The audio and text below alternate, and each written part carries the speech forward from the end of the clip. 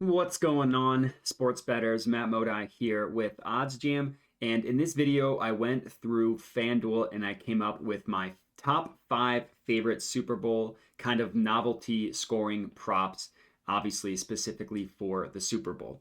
So that's what I'm going to be talking about in this video. For those of you who are watching this, I would appreciate it. First of all, thank you for watching a video on my solo YouTube channel as I try to build this from scratch. For those of you that are watching, please remember to hit the like button.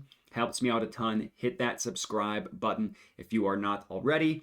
If you want to find me on the social medias, I'm on Twitter at Jedi Modi. I'm on TikTok at Jedi Modi. And I'm on Pickett, very sports betting specific, at OddsJam_Matt. So, like I said, I looked at every single scoring prop bet on FanDuel, came up with my top five favorite. The rules that I set for myself, I didn't actually try to find five. It just kind of worked out that way that I was able to find five. The rules for each bet is that they are plus money. That is something that I did, in fact, make a rule upon myself, mostly because these are so hit or miss. Well, not necessarily hit or miss. The variance is obviously insane with these prop bets. So I wanted to make sure that the value was there in terms of plus money. So that way, if we go 3-2 on these five, we are hitting a nice profit. In terms of unit sizing, I am putting just half a unit on all five of these. So going to risk $250 total on these bets. And let's get right into it. So the first one, and I really like this one a lot. Let me zoom in a little bit here. Both, and I haven't locked any of these in yet, so I'll be doing it live. The first one that I really like, both teams to score a touchdown on their opening drive. I think that this one is really good. $50, locked this one in. So let's chat about it. Eagles and Chiefs in the regular season, both of these teams were top five in terms of first quarter offense. Now, obviously, that takes into account more than just the opening drive, but the Eagles scored a touchdown on their opening drive in both the Giants and the 49ers game. The 49ers, you can make the argument that it was aided by that catch that really wasn't a catch. It still counts in the record books, and that's all that matters. And I think in general, the offenses are going to have the advantage over the defenses in this game. The total opened up at 49.5, has been just bet all the way up to right now. It's like 50.5 or 51.5, depending on where you look. And the Eagles are one of the best starting teams in the NFL in terms of their first offensive possession getting points. Andy Reid is notorious for how well he is able to script the first 15 or so plays of the game. A lot of times you'll see this in a game where both of the offenses will go on a good drive to start the game, and you'll think, oh, wow, this is going to be some sort of offensive firepower, whatever type of game. And then it kind of slows down after that. So I'm not necessarily saying that I think both teams are going to score or that I think you should hit that or you should hit the first quarter over or anything like that, the total. I just think that if you're giving me both teams to score, or sorry, either team, doesn't have to be both. It just needs one of the teams to score a touchdown. One of the Chiefs who had the best starting offense in the NFL, or the Chiefs who Andy Reid is notorious for scripting plays. Both teams were top five in terms of first quarter scoring. I think that's really good value. So to confirm, the play is yes, either team to score a touchdown on their opening drive. I think that one's really good. That's play number one. Play number two, the total yardage of all the touchdowns to be over 57.5. So this one is at plus 106, just barely hitting that plus money mark. I'm going to go ahead and put $50 on this one, and let's chat about it. So this one, despite the odds being closer to even money, I actually think this one is more risky than some of the other ones that I have.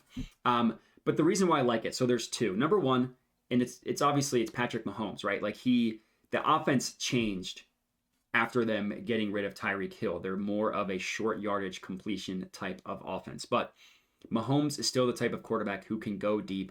Obviously, he still has some decent deep threats on the roster, and most notoriously MVS, Marquez Valdez-Scantling, who had a great game against the Bengals.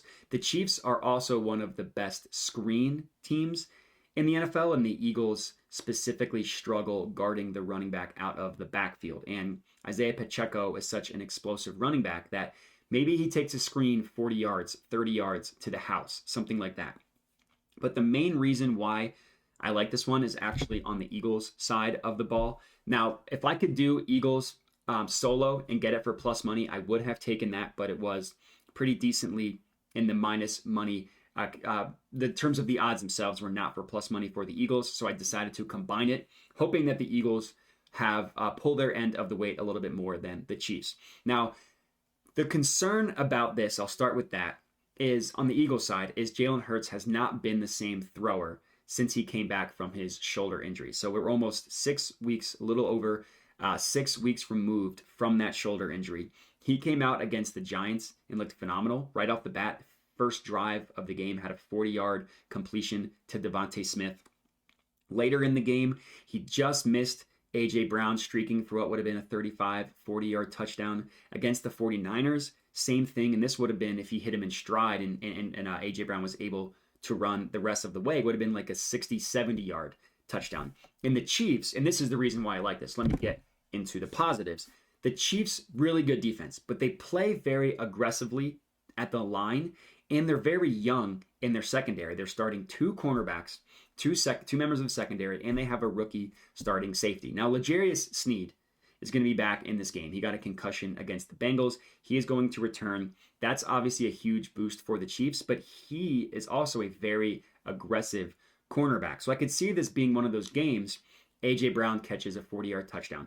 Devontae Smith catches a 40-yard touchdown. Because if you can get off the line without having your route really impeded that much, there will be opportunities to be had deep against the Chiefs. Now, Hurts wasn't able to hit them mostly against the 49ers. He really didn't need to after the opening drive against the Giants. But I trust that Hurts, A, is going to be healthier. Obviously, he's got 2 weeks off at this point since his last game.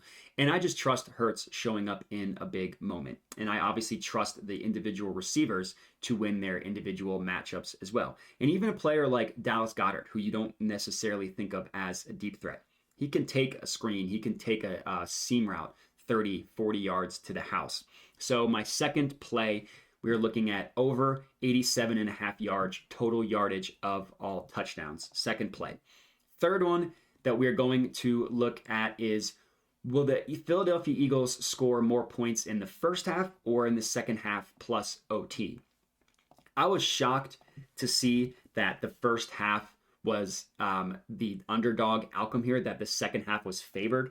So I'm going to lock this one in. So again, I'll start with the negatives here. The Eagles, they scored a ton in the first half of both of their games, and they didn't need to do anything in the second half. They were up 28-0 against the Giants at halftime. They were up 21-7 against the 49ers at halftime.